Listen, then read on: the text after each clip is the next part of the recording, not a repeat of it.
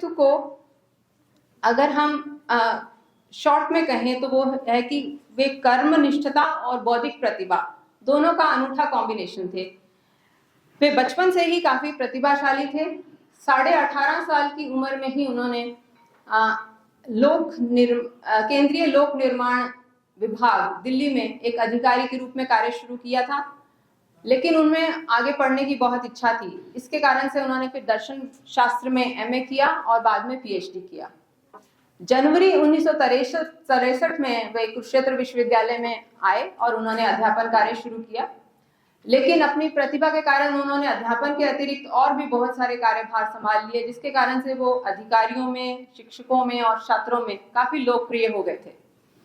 वे 2 बार कूटा के यानी कि कुरुक्षेत्र यूनिवर्सिटी टीचर्स एसोसिएशन के भी अध्यक्ष रहे और 1997 से 2007 तक वे यूनिवर्सिटी कोर्ट के सम्मानित सदस्य रहे। अपने 25 साल के अध्यापन कार्य में उन्होंने 22 पीएचडी और 70 एमफिल छात्रों को शोध निर्देशन दिया। इसके साथ ही उन्होंने स्वयं भी बहुत सारे शोध पत्र और लिखे और वे एक कवि भी थे। उनकी बहुत सारी कविताएं भी अनेक पत्रिकाओं में छपती रही। उन्होंने लगभग 20 से अधिक किताबों का प्रकाशन किया, जिनमें कि हिंदी, अंग्रेजी, उर्दू और संस्कृत, इन सभी भाषाओं में उनकी निपुणता पता चलती है। उन्होंने दर्शन के अलावा भी बहुत सारी किताबें लिखी हैं और दर्शन शास्त्र में उनका जो योगदान है वो ये है कि उन्होंने भारतीय संस्कृति और भारतीय परंपरा और भारतीय दर्शन को लोगों तक पहुंचाने का काम किया। भारतीय दर्शन के अलावा उनके पाश्चात्य दर्शन में भी बहुत अच्छा हाथ था, उनकी बहुत अच्छी कमांड थी। वे अपने विचारों को इतने सहज भाव से व्यक्त करते थे कि सभी लोग मंत्रमुग्ध हो जाते थे। भगवत गीता और रामचरितमानस पर उनके विचार जो हैं वो बहुत ही ज्यादा अच्छे लगते हैं सभी को। भगवत गीता पे उनका एक विशेष दृष्टिकोण रहता था, जिसे कि सुनकर लोग मतलब चकित भी हो जाते थे और मंत्रमुग्ध भी हो जाते थे। उनके विचारों को आजकल YouTube पर भी सुना जा सकता है। YouTube पर एक चैनल है द क्वेस्ट, उस पर उनके विचारों को सुना जा सकता है। उनकी जो उनके सम्मान में हम ये कह सकते हैं कि उनका मतलब नाम दुनिया भर में मशहूर हो गया था। एक फिलोसफी की डिक्शनरी यूएसए से छपी है, जिसमें कि उनका नाम एक दार्शनिक के रूप में लिया गया है। दर्शन और भारतीय संस्कृति को के प्रचार से प्रसार के अलावा वे भारत की लगभग 50 सामाजिक, सांस्कृतिक और साहित्यिक संस्थाओं में मार्गदर्शक के रूप में भी जुड़े हुए थे और उन्होंने हर जगह ऐसा काम किया कि लोग उन्हें बहुत ही सम्मान से याद करते हैं।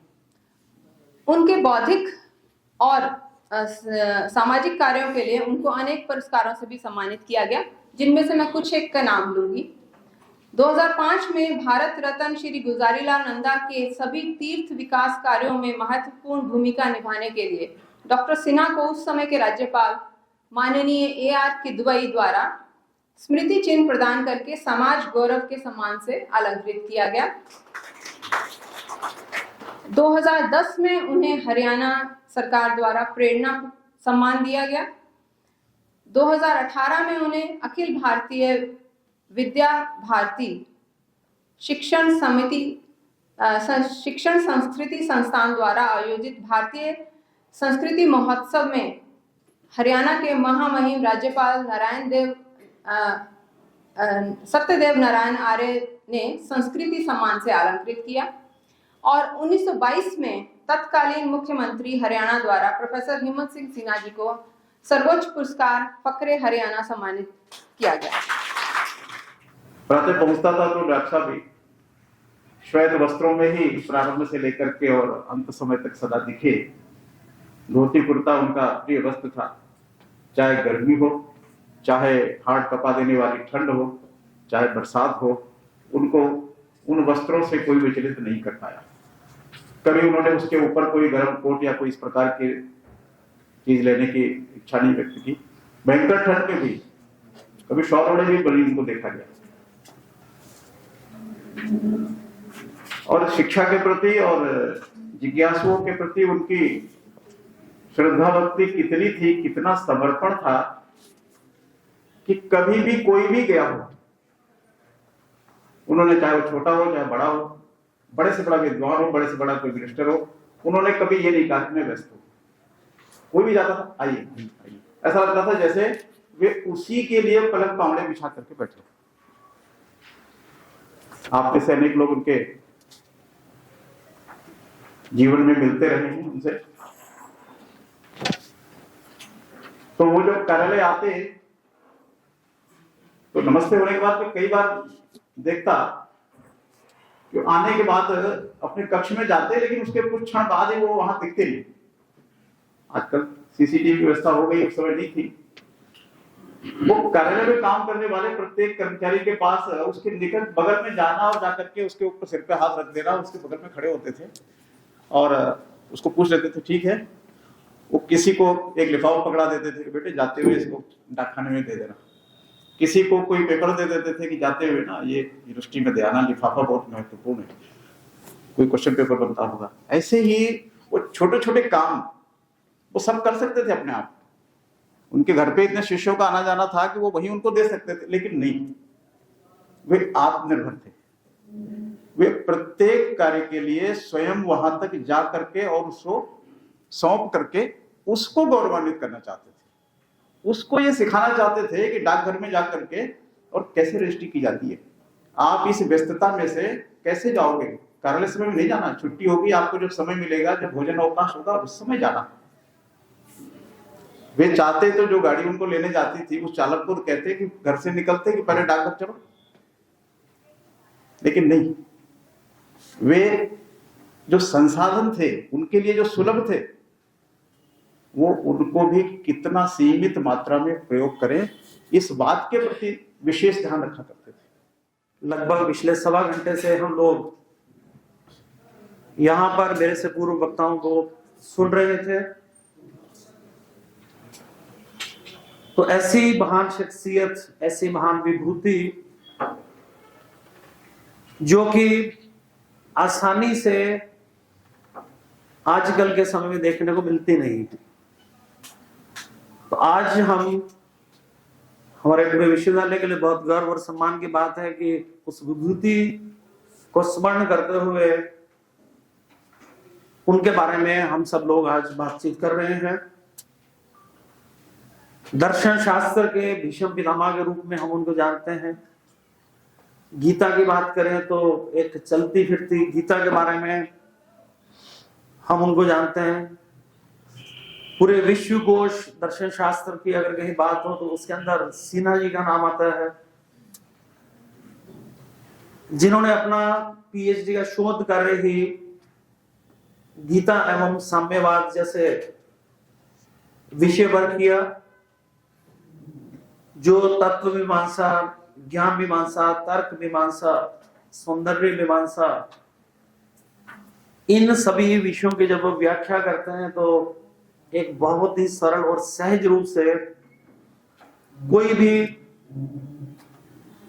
उसको बहुत अच्छी तरह से समझ लेता है। जिनको बहुत सारे सम्मान मिले, जिनका यहाँ पर जिक्र किया गया, इसके साथ ही उनको हरियाणा उर्दू अकेडमी का भी सम्मान मिला, जो कि ना केवल वो हिंदी अंग्रेजी के बहुत बड़े विद्वान थे, वो उतनी ही पकड़ उर्दू और पर्शियन के अंदर भी रखते थे। वो जो हमारी Indian council of philosophical research है ICTR, उसके भी वो सदस्य रहे। अखिल भारतीय विद्यार्थी परिषद के जो ज्वाइंट पंजाब हुआ करता उसके प्रांत अध्यक्ष रहे। विश्व हिंदू परिषद के वो सेक्रेटरी रहे प्रांत के। और इसी तरह से इमरजेंसी के अंदर विरोध करने वालों में से जो सबसे मुखर आवाज कुरुक्षेत्र विश्वविद्यालय से थी वो भी हिम्मत सिंह सिन्हा जी की थी। और मुझे लगता है कि मात्र एक वही व्यक्ति थे जिनको उस समय फोर्स लीव पर यहां से जाना पड़ा था, उनको ऐसे आदेश दिए गए थे। उनके चरित्र से जो चीज बिल्कुल आप लोग समझ सकते हैं कि अगर हम उनको एक दर्शन शास्त्री के रूप में देखें, एक ऐसे व्यक्ति के रूप में देखें जो कि बहुत सिंपल साधारण कुर्ता पजामा और एक चप्पल डालते हुए जिन्होंने अपना पूरा जीवन व्यतीत किया, वो कभी कूटा के 2 बार प्रेसिडेंट भी रहे। इमरजेंसी के दौरान उन्होंने एक बड़े क्लैंडिस्टिन रूप में जो एक पत्रिका निकालते थे दर्पण के नाम से, जहां पर सरकार की जो गलत नीतियां थी उनका विरोध उसके अंदर किया जाता था। तो इस तरह की सारी प्रतिभाएं एक व्यक्ति के अंदर कैसे हो सकती हैं, ये आजकल हम अगर सोचते हैं तो ऐसा लगता है बहुत मुश्किल है, परंतु उसके जीवंत रूप में हमने प्रोफेसर सिन्हा जी के बीच में ये सब खूबियां देखी।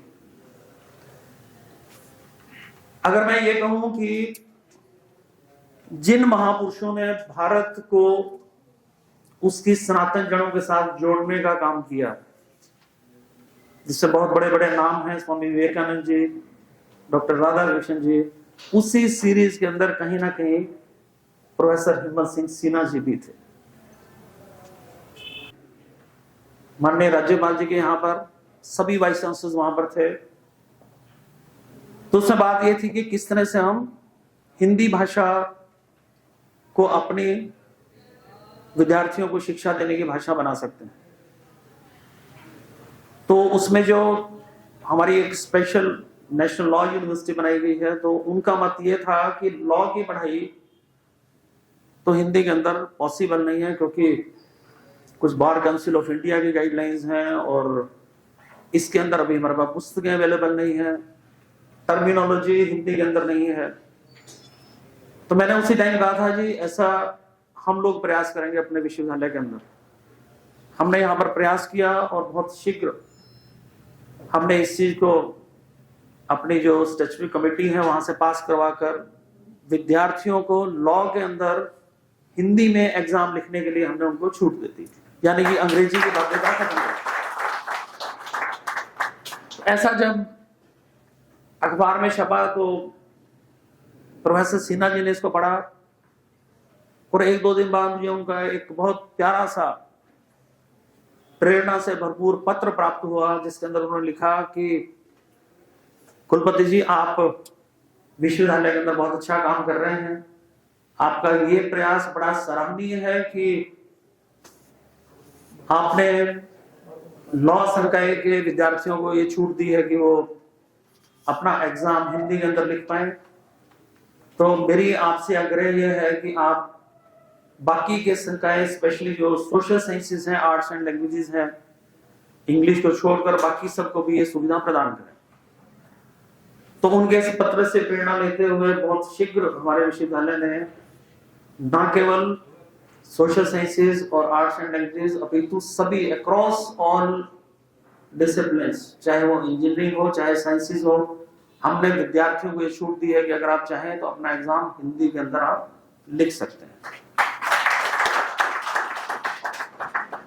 तो आप समझ सकते हैं कि अपनी मातृभाषा के प्रति प्रोफेसर सिन्हा जी कितने चिंतित थे। उनका मानना था, उन्होंने उस पत्र में लिखा है, कहते हैं हमारे ग्रामीण अंचल के विद्यार्थी क्योंकि इंग्लिश को समझ नहीं पाते हैं, तो एक तो उनके अंदर थोड़ी कहीं ना कहीं हीन भावना रह जाती। दूसरा ये है कि क्योंकि समझ नहीं पाते तो उनकी लर्निंग है वो एक rote learning, without any understanding, रट्टा लगाकर जो चीज समझते हैं उसको समझने का प्रयास करते हैं, जो कि किसी भी शिक्षा प्रणाली के लिए ठीक नहीं। तो जब हमने छूट दी तो इसके बहुत अच्छे हमारे को अक्रॉस ऑल डिसिप्लिन्स एक्सपीरियंसेस भी सुनने को मिले। अभी ये डीन्स कमेटी और डिपार्टमेंट की जो स्टैट्यूटरी कमेटीज हैं वहां से पास होकर अभी आने वाली हमारी जो एकेडमिक काउंसिल की मीटिंग है उसके अंदर भी इसको हम पास करवाने जा रहे हैं, जिसके बाद ये सुविधा अक्रॉस ऑल डिसिप्लिन सभी को उपलब्ध हो जाएगी। ऑलरेडी इंप्लीमेंट हो चुका है, एक फॉर्मलाइज करना इसको बाकी बचा हुआ है वो भी हो जाएगा। जैसे कि हम जानते हैं कि प्रोफेसर सिन्हा इस विश्वविद्यालय की आन बान और शान थे, जो कि पिछले साल हमको छोड़कर उस परम तत्व में विलीन हो गए, लेकिन अपने कार्य और उद्गारों के माध्यम से वे हम सब में हमेशा मौजूद हैं। जैसे कि कहा गया है कि अनामिका जी ने भी बताया कि वो रिटायरमेंट के बाद भी आते रहते थे और पूरी सहभागिता कार्यों में प्रदर्शित करते थे।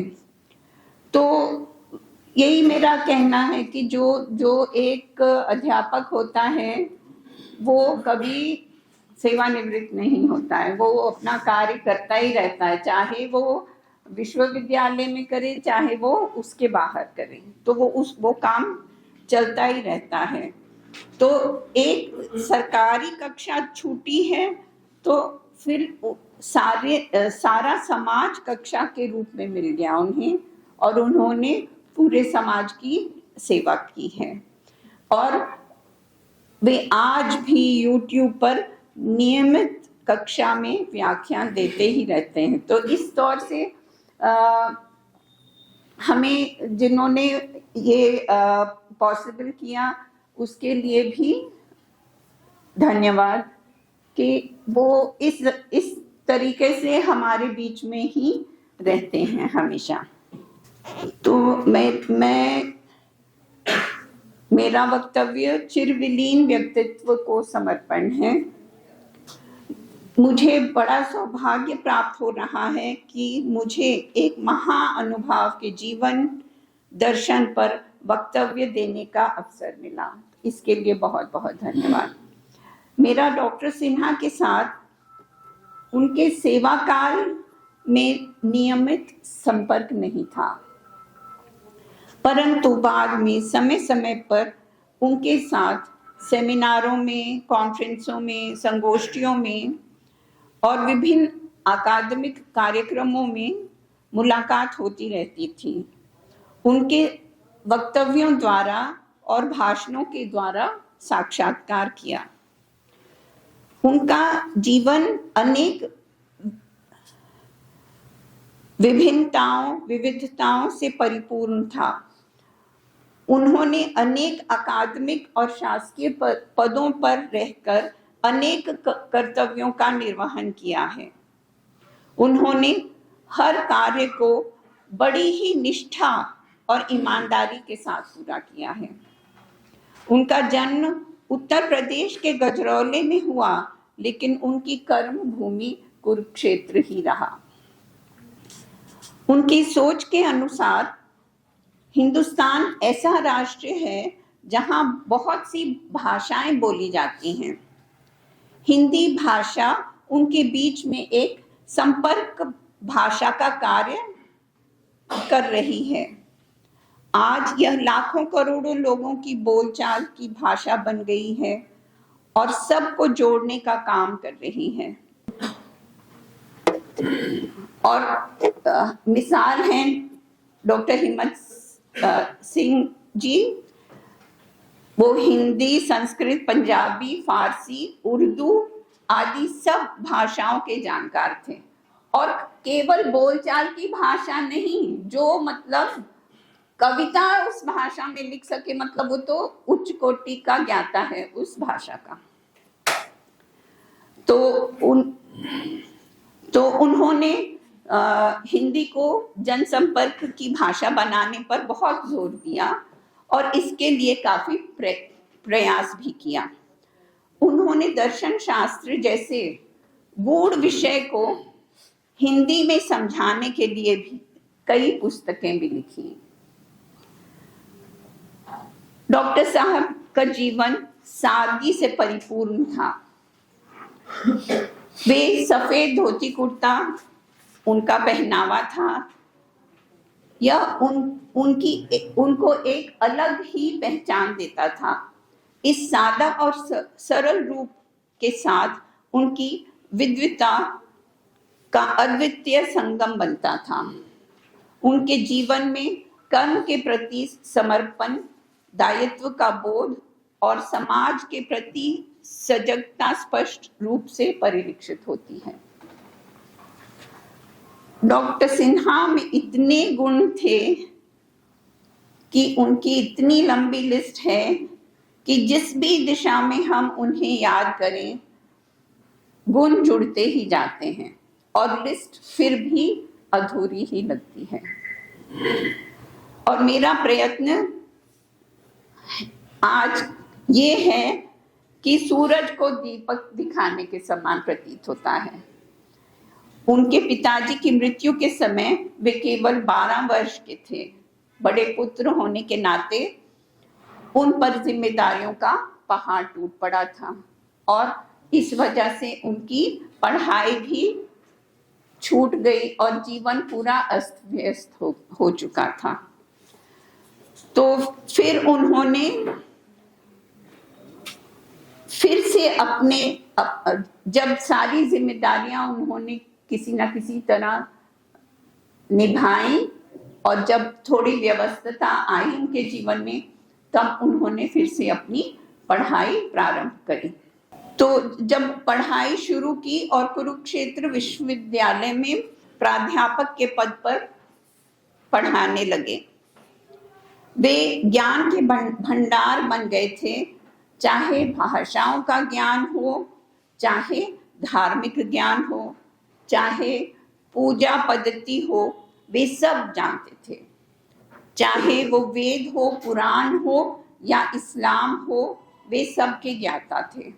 हमारे त्योहारों और वैवाहिक रस्मों का जीवन के आरंभ से लेकर मृत्यु तक सभी संस्कारों का उन्हें धार्मिक तथा वैज्ञानिक ज्ञान था और यही ज्ञान उन्होंने अपने समस्त बच्चों में बांटा, स्टूडेंट्स में। डॉक्टर सिन्हा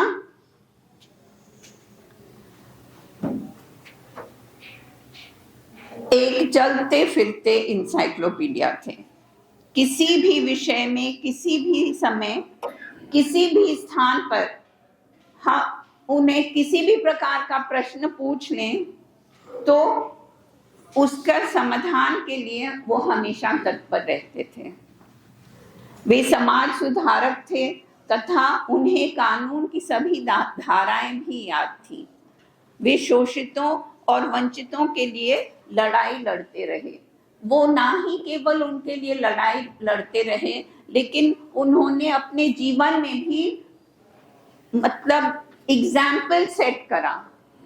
वो जिनकी जो उनकी तनख्वाह आती थी, बहुत थोड़ा सा हिस्सा ही वो रखते थे और बाकी सब जरूरतमंदों के लिए, जिसको पढ़ाई करनी है उसकी फीस लेनी, जिसके पास आश्रय नहीं है उनका घर पूरा खुला रहता था, जो बच्चे आए रहे उनके पास, तो और उनको बिल्कुल परिवार के जैसे ही वो मानते थे। उन्होंने मतलब इतना अपनत्व था उन्हें कि वो किसी को पराया ही नहीं समझते थे। जैसे अनामिका जी ने बताया कि वो सबको अपना लेते थे, उनमें ये गुण था।